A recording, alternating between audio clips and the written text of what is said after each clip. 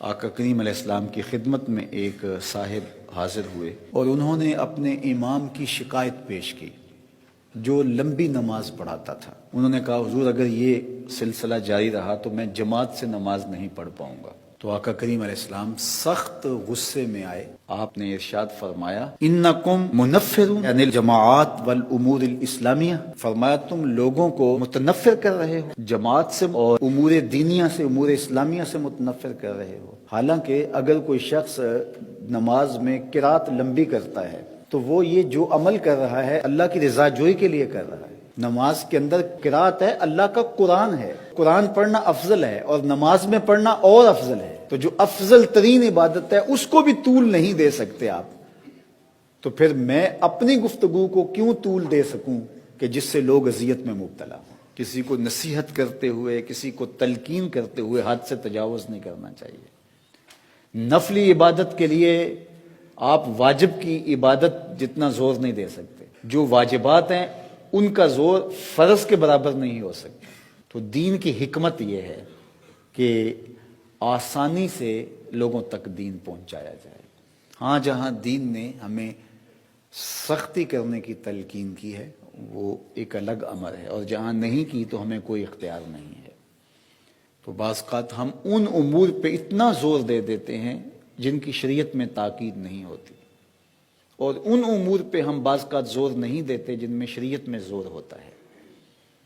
تو یہ پھر ہم اپنی خواہش کو مقدم کر رہے ہوتے ہیں۔ تو اس لیے کسی بھی امر کے اندر تبلیغی امور ہوں، اعمال ہوں، رویے ہوں، گفتگو ہو، طرز معاشرت ہو، اس میں جو ہے وہ حد سے تجاوز نہیں کرے۔ شریعت نے جس حد تک جانے کا کہا، دیکھیے جہاد میں آخری حد تک جانے کا کہا ہے، مخالف کی گردن اتار دینے کا حکم ہے، وہاں ہم جا سکتے ہیں، لیکن وہاں بھی حد بندی رکھی کہ بچوں کو قتل نہیں کرو گے، بوڑھوں کو قتل نہیں کرو گے، اسی طرح بیماروں اور لاغروں کو، معذوروں کو قتل نہیں کرو گے، ان کے پروہت، پادری اور ان کے جو مذہبی رہنما ہیں ان کا قتل نہیں کرو گے، فصلیں نہیں اجاڑو گے، جانور نہیں قتل کرو گے۔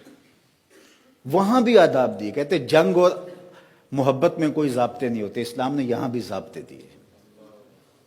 آقا کریم صحابہ کو جنگوں پر روانہ کرتے ہوئے وصیت کیا کرتے تھے، پھر تمہارا بدترین دشمن ہی کیوں نہ ہو اور اس نے تمہارے لشکر کو نقصان بھی پہنچایا ہو، تمہارے بہت سارے لوگ شہید بھی کیے ہو، اور کتنا غصہ ہے اس کے اوپر، کہا ضرور قتل کرنا لیکن کسی کی شکل نہ بگاڑنا، یہ شکل تمہارے رب نے بنائی ہے، رب کی بنائی ہوئی شکل کو تم مسخ نہیں کر سکتے، جتنا بھی بدترین دشمن تمہارا کیوں نہ ہو، اگرچہ بھاولا کتا ہی کیوں نہ ہو۔ کئیوں کی جان لے چکا اور جدھر سے گزرتا ہے کاٹتا چلا جاتا ہے، اب لازم ہو گیا کہ اس کتے کو مار دیا جائے، تو اس کے پیچھے لٹھ لے کے دوڑے، بندوق لے کے دوڑے، خنجر لے کے دوڑے، اس کو مارنے لگے۔ پھر آواز آئی رحمت عالم صلی اللہ علیہ وآلہ وسلم کی، اس کتے کو مارنے لگے ہو، تمہیں غصہ بھی بڑا ہے، کتنی لاشیں پڑی ہوئی ہیں، لیکن میری آواز سنو، ایاکم والمثلہ ولو بالکلب العقور، اس کی شکل نہیں بگاڑنی، اگرچہ بھاولا کتا ہے لیکن اس کی شکل رب نے بنائی ہے۔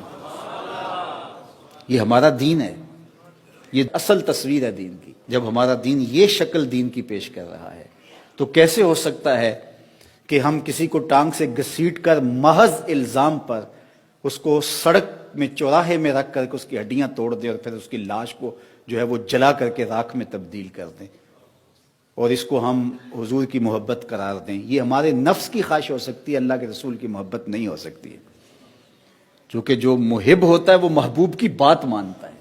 تو از خود میں اس بات کا استحقاق نہیں رکھتا کہ میں کوئی چیز طے کروں، جو طے کرے گی وہ شریعت اسلامیہ طے کرے گی۔ تو شریعت جو کہے گی مجھے اس کے تابع ہونا پڑے گا، نہ کہ اپنی خواہشات کے تابع۔